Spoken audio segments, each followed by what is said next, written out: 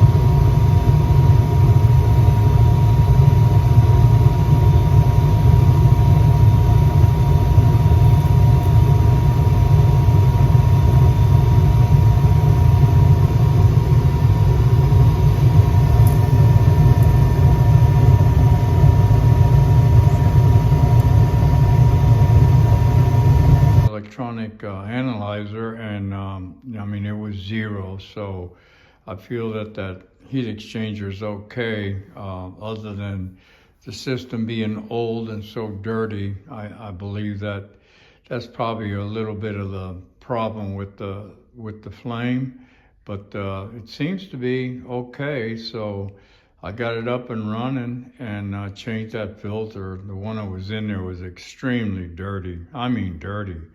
And so we put in a clean one, and the flame settled down a little bit, but not that much. But I think it's safe for her to continue running it. So anyway, appreciate it, and didn't do much on this video, but thanks for watching.